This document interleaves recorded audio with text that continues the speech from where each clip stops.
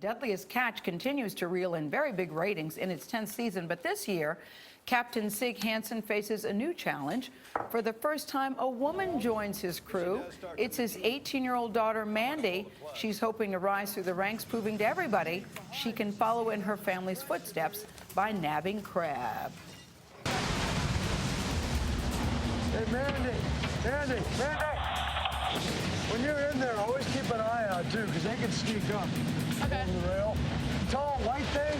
Yeah. Go ahead and get out. Okay. You see it. And it will take the pot with it. You and the pot. Yeah. So. With every pot coming on deck, the weather picks up.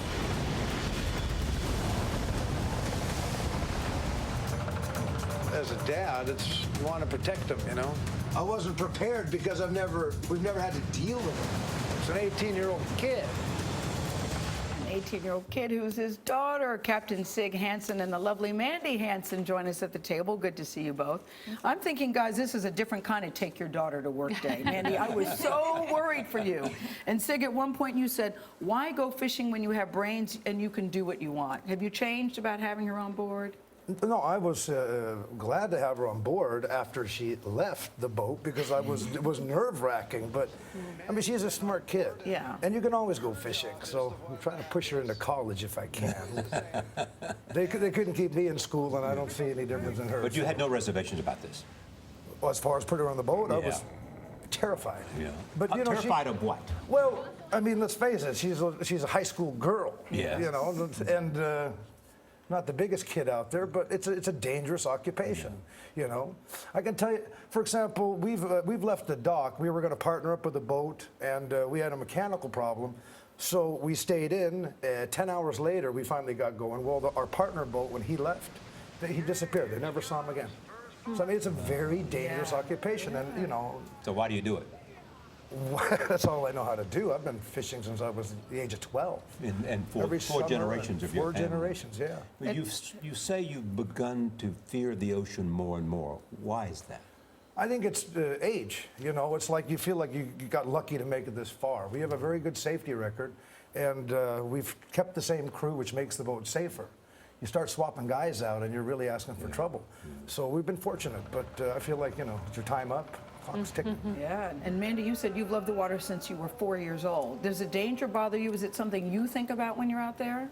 No, not really. I mean, I'm just focusing on getting my job done. What did scare me, though, is because, you know, obviously this is different. You are filming it. There are cameras on board, and there's also a chase boat. So that's what scared me the most when I actually saw a different boat, you know, further away from us, but you saw it's there alone.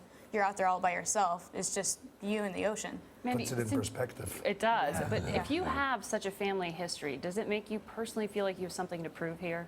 Yes, definitely. I mean, I can't see myself being anywhere else. I don't see why I can't follow in your footsteps and continue on with I got some big feet, pal.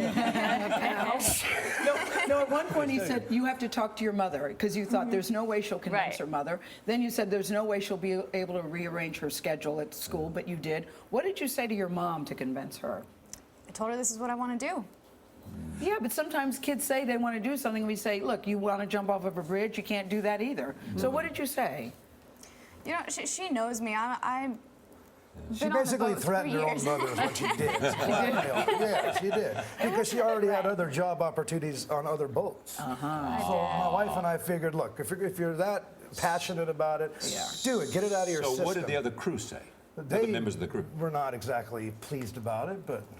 Not necessarily because she's a girl, but because she's your because daughter. she's a girl and my daughter. Both things. Yeah, but think about it. These guys have been working together for many years, and you know it's the safety issue. And now it is my daughter, but you know my brothers are on the boat. We've got Uncle Norman, Uncle Edgar, and myself. So it's a lot of family on a boat, and then you add my daughter. But how can they treat her the same knowing she is your daughter, Sig? You can't. At one point, one of the guys said if this was a dude or a nephew, he'd be in the corner in the fetal position crying if he had screwed up. It was a mistake she had made. Well, they can't treat her like that. No, I think she didn't get too much preferential treatment. A little bit. I mean, come on. It's because it was for me. It was like quality time. Like I can show her different things. I was proud to have her, but at the same time, you know, the guys got a little envious and tough luck. It's a lot of pressure. My boat. It's a lot of pressure. You're a boat, isn't it? Yeah. If you're a kid, you're a boat.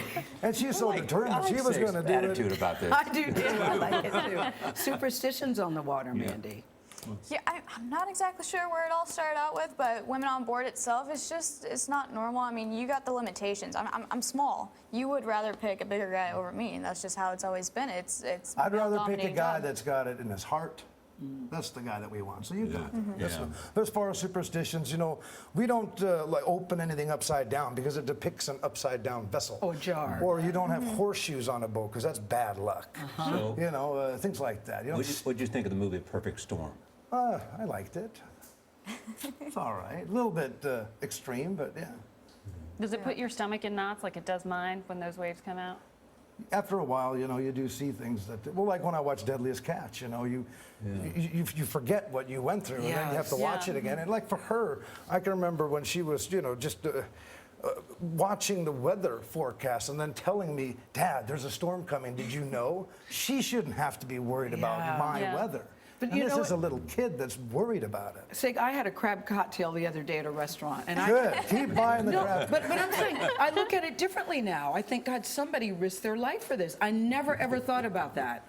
Not to be schmaltzy with you guys, but I never thought that this is so deadly that people could lose their life while I'm enjoying crab with the tartar sauce. It's lovely. Well, the show's done wonders. I mean, let's face it, you know, people, you can't buy that kind of advertising. That's right. And so That's right. people are aware of what they're getting and how it got to the plate. Yeah. And it's flattering, you know. We just love it. We really do. No, we thank you. And Mandy, good luck. Yeah, luck good so for you, much. Mandy. Yeah. Good for you.